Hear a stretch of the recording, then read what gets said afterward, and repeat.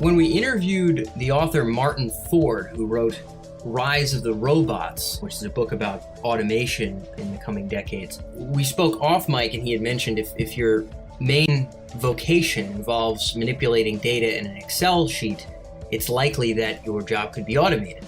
This is sort of his little euphemism for the fact that there's a lot of white-collar work that may in fact be taken over by machines capable of manipulating data and understanding data to some degree.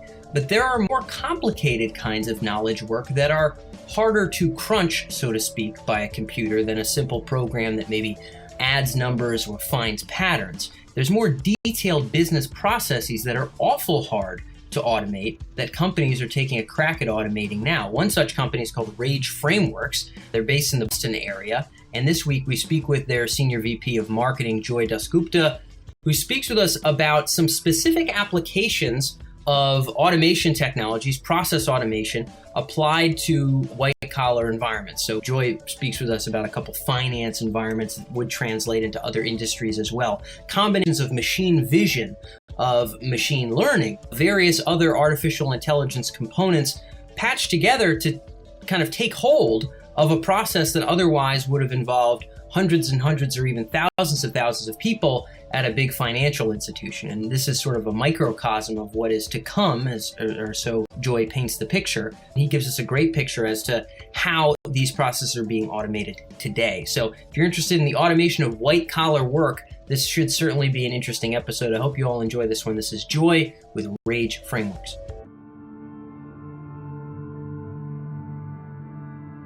All right, so I wanted to talk a little bit about some case studies and use cases of sort of automating or streamlining process work and knowledge work. That's what you folks do. That's, arguably the biggest part of your value prop at Rage Frameworks. Talk us through some common examples, I guess, of knowledge work that you've seen sort of commonly solve your solutions. Thanks, Dan. Let me give you a couple of examples here, right? So let me first start with so when you said we are in the business of automation of knowledge work, I would extend that by saying with an infusion of machine intelligence and learning and artificial intelligence in all of those arenas as well. Yes, you wouldn't if you weren't, just so you know. So not many other kind of companies make it here. So you are right. Okay. All right. So let me use what may be a fairly easy to understand use case. So today, for example, if you're a commercial bank and you lend money to, let's say, small business, then you're going to want to monitor them on a quarterly or half-yearly basis to check on their creditworthiness. So now you expand that. And so each bank, you might have 100,000 such customers, and you expand that across the United States, and you expand that across the globe, and you will have millions and millions of obligors who need to submit financial statements to the banks that they're borrowing from for creditworthiness analysis and checks and credit modeling. The state of the art today is that each and every one of those banks, based on the intelligence that we have and some direct primary research that we've done, they are entering this information manually. All right. That includes three statements. You have a P&L, a balance sheet, and as well as your cash flow statements, and lots of notes at the end of a financial statement, which kind of has turned out to be, for whatever reasons, automation proof over the years. So we have an application which we call LiveSpread that is one patented component within the overall patented platform, which is the extraction component, that can intelligently extract text, financial data, as well as meaning from the footnotes that then go and modify or alter or augment there in the body of the statement. So our solution, once you sort of implement it, here's how it works.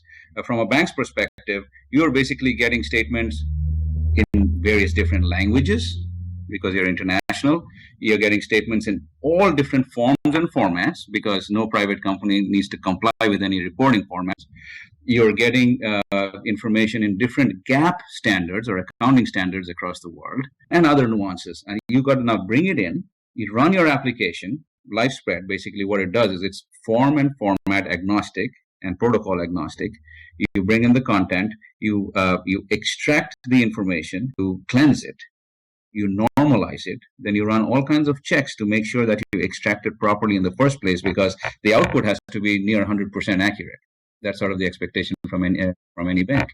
And so that's how the software works. So we aggregate, we normalize for language, we normalize for gap rules, we normalize format, and we bring it in and do the work, 90% of the work that was being done manually prior to this, at an accuracy of upwards of 95%. What it looks like on the inside for the bank now is where they had hundreds of people doing this work, and they had distributed that between a category called a maker, and maker makes, and the checker then does the whole work all over again, right? So it's a doubling of the workforce, literally. So our solution goes in there and sort of replaces the maker and makes the job of the checker way easier, because the checker is now checking for the 3 or 4 mistakes that the machine detected that they need to work on. And as they work on those, false positives or false negatives, or if they want to change the machine's behavior for the next statement, then they sort of instruct the machine right there and then, saying, okay, this is how I'm fixing this error. Next time, just pass it, because it's not really an error. Okay. So we can bring down through this application, and we have multiple clients that are already using this in production, very large banks, global banks. We have upwards of 80-85% efficiency improvements.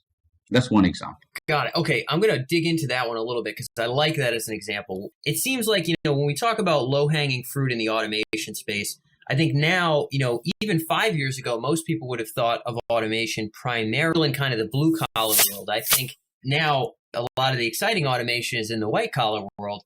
This is a great example of something that feels like it's pretty urgent to handle. I mean, we've got a tremendous volume of these statements. We've got a manual kind of pecking and entering process, which just feels so 1975, something in the mail or an email and have to manually enter. It's just absolutely horrible. And then we need somebody else to check that. So huge human resource requirements here for what really is, I guess we could call it, somewhat monotonous. Maybe certain elements of creativity involved, but I mean, for the most part, we're looking at a really sort of straightforward, it just happens to be coming in formats that make it, non-automatable, as you were saying before, the way that the process is developed. There's too much variance for us to just shove it into a copier type machine and have it all suck up and populate properly in a database.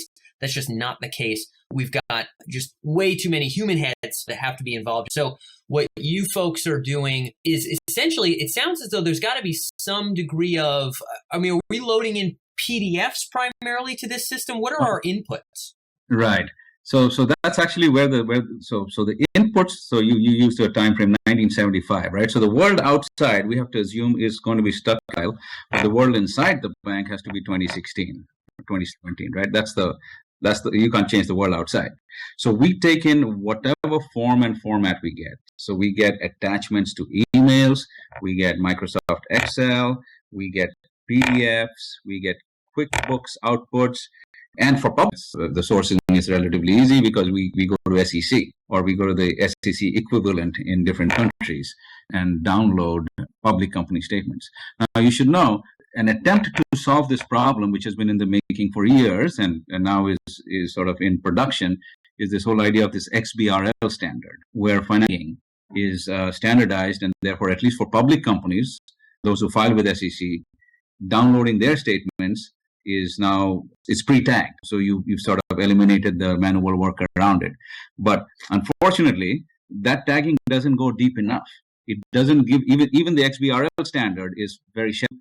The tags within the tags that you really need to be able to extract, let's say, the details on operating leases or contractual obligations, or some adjustments for one-time actions and things like that. So it's sort of a halfway house standard that has emerged recently but for private companies, which is the bulk of where the action is, there is absolutely no input standard. Even the attempts to make the information sort of streamlinable still don't get to the degree of granularity that a bank would want in order to know how much are we willing to loan this person, how should we treat their financial. Exactly right. Okay. That's exactly right. There's got to be some degree of, I imagine, machine vision here, some degree of natural language processing, some way of looking at a document and figuring out, okay, this is, the bottom line. This number represents this item. This number represents this item. And putting it, again, we're automating the maker's job, as you would put it. It sounds as though all of those facets of AI sort of have to be alive and well and constantly attuned to that initial process of kind of drinking in this varied and variable information. Absolutely. And I think there's two processes, and then the digesting, right? So the ingestion process is, of course, where your OCR engines come in, to the extent that they're PDF images. And there, one of the biggest challenges, of course, is image quality. And that also is another variable out there that you cannot control. So we have built enhancers, and OCR enhancers. So we go and use state-of-the-art OCR engines, and we have geometric enhancers to make better sense, to be able to read documents that the OCR engine wouldn't be able to generate proper output for. So that's sort of one innovation category. There is visioning, image recognition there. So once you've converted an image to text, that's sort of within quotes, at some level, the easy part. Then you've got to make sense of the data that's there. How is it represented? It is not positional, so it's not tab delimited. So firstly, your engine has to be totally non-positional. And you're not chasing tags down the page. You have to know accounts receivable. And sometimes you have to know that this is an accounts receivable line by reading other things around it. Yeah, the context there makes it hard. That's the word. Okay, so it is absolutely, every element of extraction has to be contextual. And then finally, got to go to there's a lot of footnote extraction required to complete your analysis. So sometimes you have an accounts receivable line, or you have a operating interest line, operating income details, and then you have to go to the footnotes to actually get the supporting details for it. And there are some nice little, for example, if a breakup for a particular line item is in the footnotes, then we scroll down to the footnotes, we read the whole document. The footnotes could be on page 25, and we bring that up, and then we total those individual lines in the breakup and double check against in the body of the statement, which then doubles up as a quality assurance check to make sure that our extraction and the reading of the image was correct in the first place. So we have a multiple triangulation methods built in to make sure that we don't generate any false positives, because that's not acceptable in this use case. Yeah, you would be doing with a pen and paper as they're reading the document themselves, right? They would have to say, all right, well, I want to make sure I'm entering this right. I have this number here, but in the footnotes it says this. Let me try to add these up. This is like a live human thinking process that somebody would have to go through, but you're essentially trying to find all the check and back check and build that into a loop that happens while ingestion and digestion are happening. That is correct. And by the way, when you said that there is a mechanical portion of this, but several of the employees in use cases, not all of them, but several of the employees in this particular process would be CPAs, highly qualified. They wouldn't be dealing with quite the same degree of volume or kind of manual pecking work. I mean, they'd be doing a little bit of higher level checking. Okay, so that's an interesting use case, and I think a worthwhile one in terms of understanding how a system can be automated and can be refined. I wanted to get into one other one before we talk about kind of the role. Another good example of something highly repeatable or something that you guys are working on streamlining.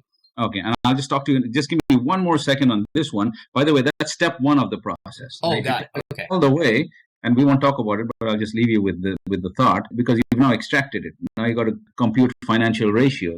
You got to get credit scores, or depending on the use case. So all of that can happen on the same platform. You don't now have to go to a different technology platform for your credit scoring, or for your equity model building, or for further deeper analytics.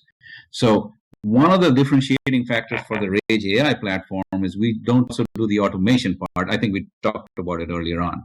That's a key point. So Dan, a second use case, I'm thinking which one to illustrate. We have a document management contract review use case, as well as an insurance one. Then we talked about the document management use case. Let's take a bank as an example. By the way, this is extensible across, we have gone across industries. In this specific bank, for example, they're sitting on contracts from, let's say, the year 1980, right? Or pick your year, hundreds of thousands and millions, right? And over time, these have been amended, and amendments have been attached. Some of the banks have at least have good, solid digital repositories, but these are unreadable. They're just scanned images that's kept there with it's a black box. The challenge here is sort of twofold. One is, can you go back and read all my contracts for me and extract the following me, what my indemnification clause looks like, how much insurance exposure do I have, tell me something about the termination of this contract or renewability and so on and so forth. And of course, there's a big fee section. So one is from just legal and compliance perspective, help me understand what I have signed up for, case, and it's 100% manual, obviously. And then having done that, oh, now you suddenly have my contract. So you have my contract extracted, digitized, and made into structured from unstructured. We actually think of a contract as somewhat of a semi-structured document.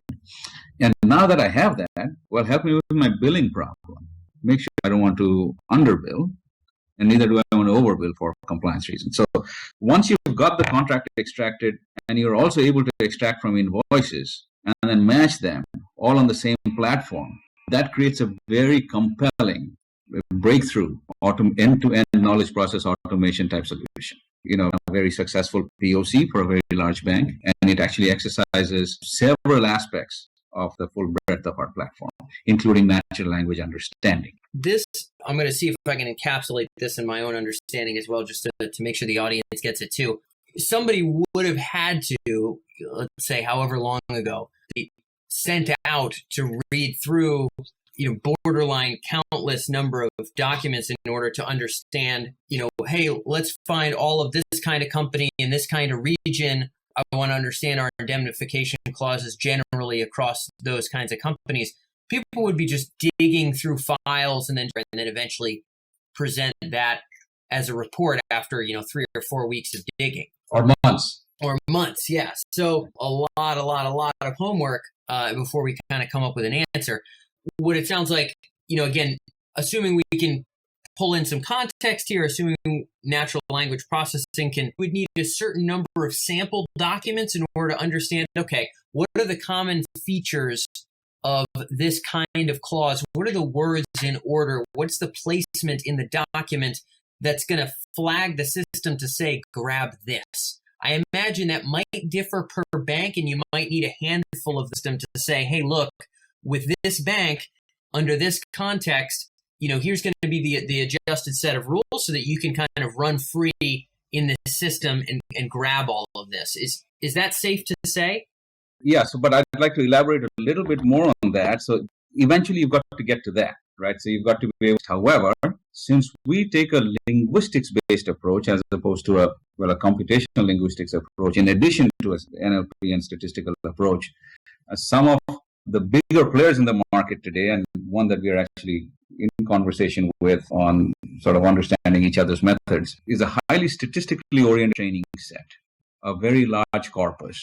And that therefore implies time to basically come to grips with all the variability. Using a linguistic approach, we sort of eliminate the language variability from the problem set completely. So if there's different ways of talking about termination in a given contract, those nuances, they are removed from the equation. So for us, for example, just to cut to the chase, we need a very small corpus to train the engine, and therefore a very short amount of time. In fact, we have a working ontology.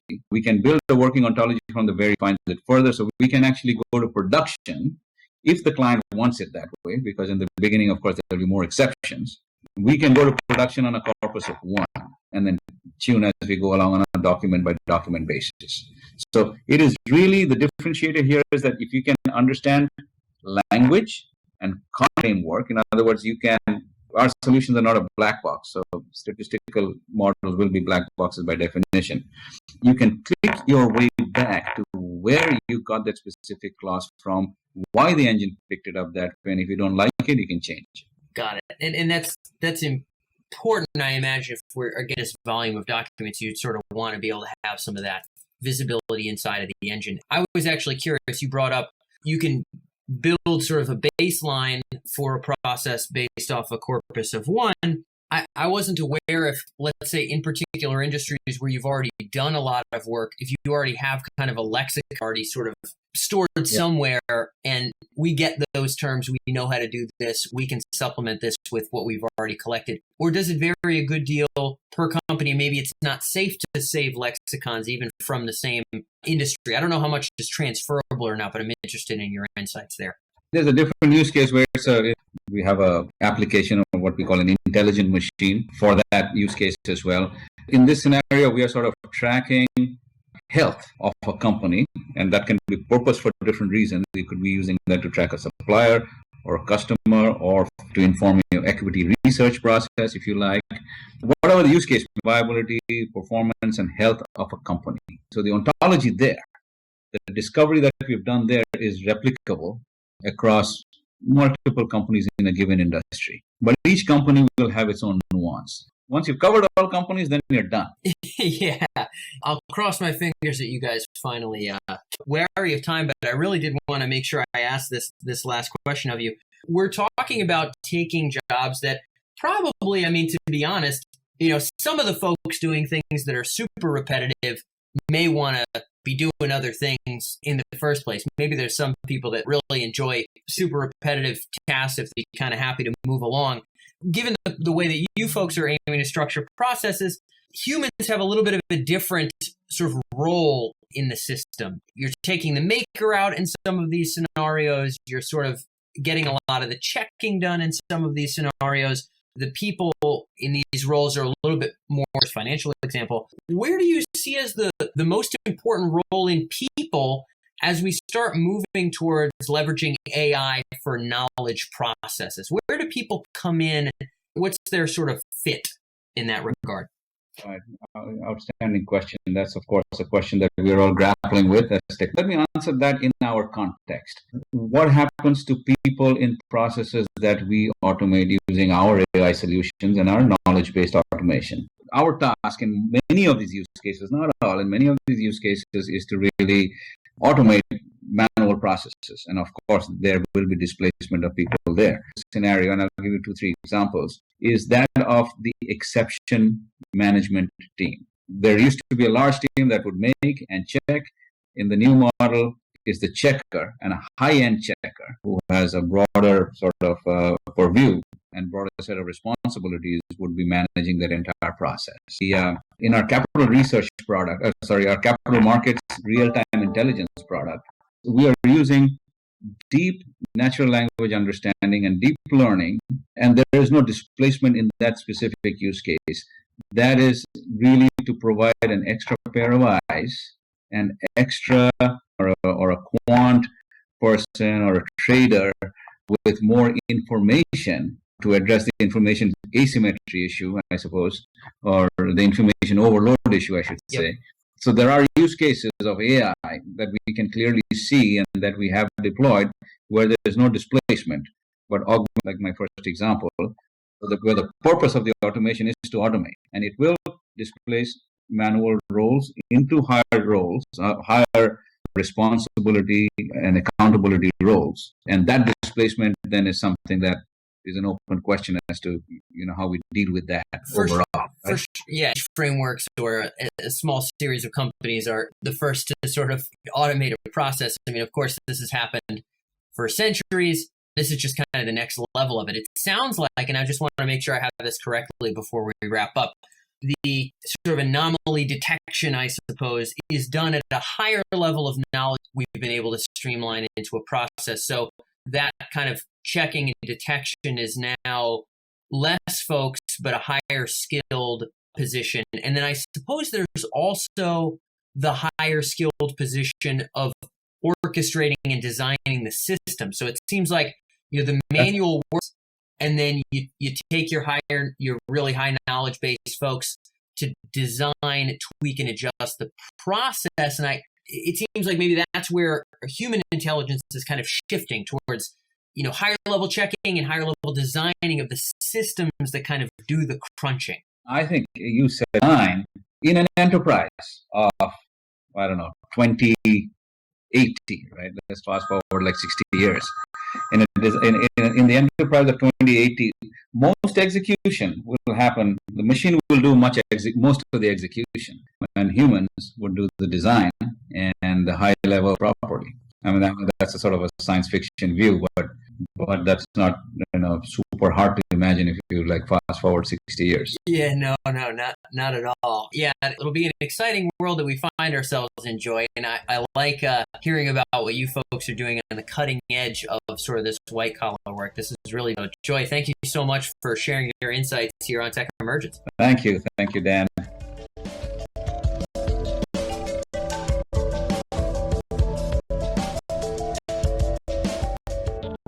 That wraps up today's episode here on the Tech Emergence podcast, and thanks for tuning in. If you'd like to support researchers and thinkers in the domains of AI and the intersection of technology and intelligence, then make sure to subscribe here on iTunes or visit us on our main website at techemergence.com, where you can see all of our interviews broken down by category, as well as articles, news, market research, particularly thought-provoking. Feel free to leave your thoughts in a review here on iTunes, or you can feel free to reach out to us at our main website. Thanks as always for tuning in, and I'll catch you next week.